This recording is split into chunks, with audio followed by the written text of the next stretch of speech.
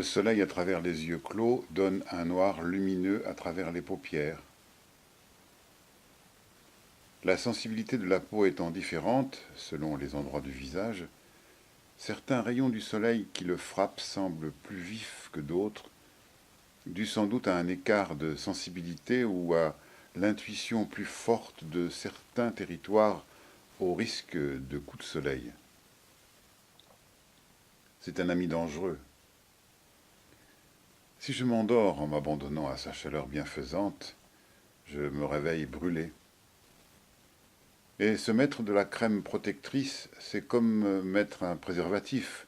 Cela protège, mais cela altère la fusion des épidermes.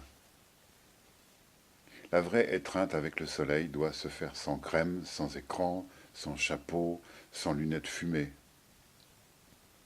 Quelle jouissance quand, sortant de l'ombre créée par le passage d'un nuage, le soleil m'agrippe brusquement, m'aveugle, s'empare de ma peau et m'impose l'étreinte à laquelle je m'abandonne en fermant les yeux.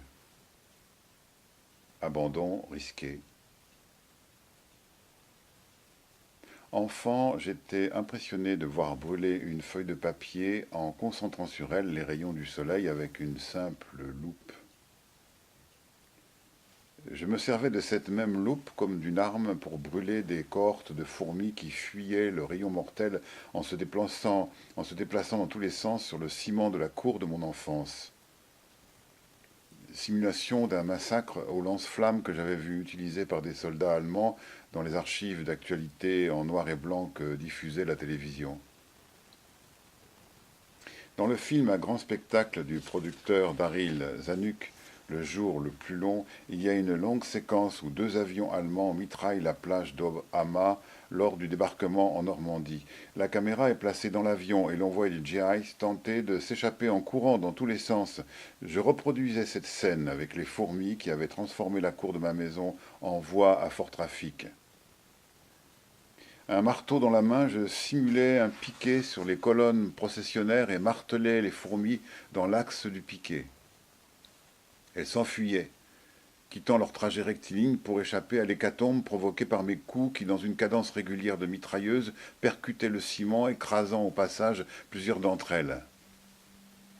Comme les Messerschmitt du jour le plus long, je m'éloignais du champ de bataille, opérais un virage serré au fond de la cour et repiquais sur les fourmis en mitraillant celles qui avaient tenté de se ressaisir en se regroupant entre deux attaques.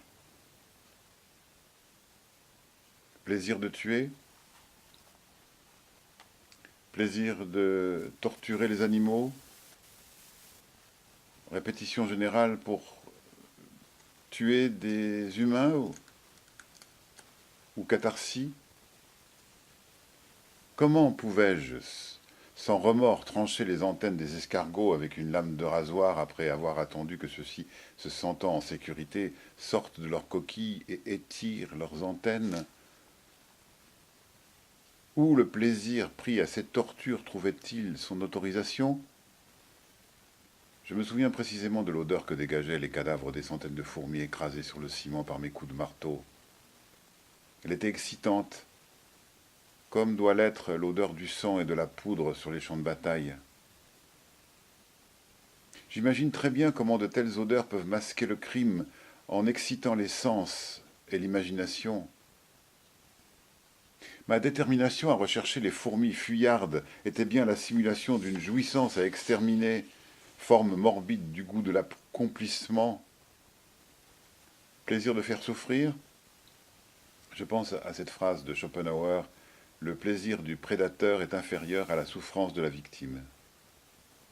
Faire souffrir n'est pas vraiment un plaisir, c'est l'antidote à la peur de sa propre souffrance. On proclame c'était lui ou moi, ce qui justifie souvent des tirs réactifs trop vite maquillés en légitime défense. Je fais souffrir parce que j'en ai marre d'avoir peur de ma propre souffrance. Mais j'aime autant le plaisir de secourir, qui est le moyen positif, celui-là, de débattre avec sa souffrance. Chaque corps blessé que le pompier ramasse sur les lieux d'un accident, c'est son propre corps qu'il ramasse, et s'il prend tant de précautions ou de soins à le faire, c'est qu'entre ses mains il tient le corps de sa femme, de ses enfants, enfin de toute personne assimilable à la sienne par extension affective. Quand le corps de l'autre devient le nôtre, on est dans l'empathie. Les parents qui portent leurs enfants dans leurs bras savent bien que c'est leurs enfants qui les portent. Ils sont fatigués, mais c'est l'enfant qui les soutient. Un cavalier, dans le moment de symbiose avec sa monture, ne dit-il pas qu'il fait corps avec l'animal? Le cavalier devient le corps du cheval qui le porte. On se prend sans cesse pour l'autre, pour tenter d'en tirer une jouissance.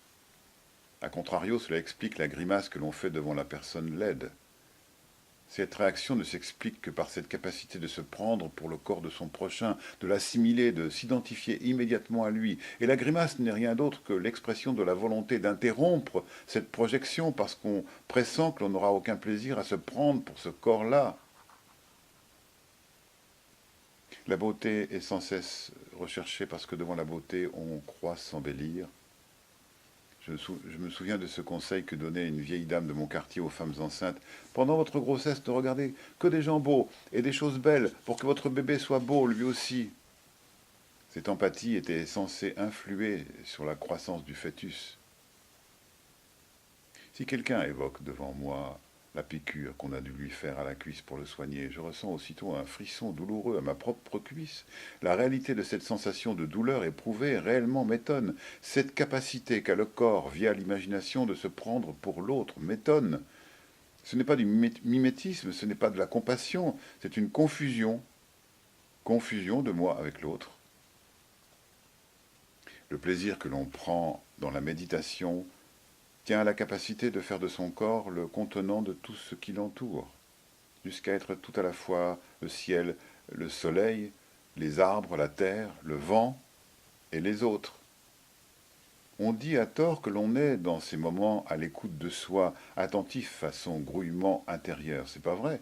En fait, on contemple une béance en nous, se remplissant de l'univers entier, comme un miroir qui contient tout ce qu'il réfléchit. Mais le miroir est moins performant que nous. Il ne peut regarder que dans un plan, si bien qu'il ne fait que reconstituer l'envers de la moitié du monde à laquelle il fait face.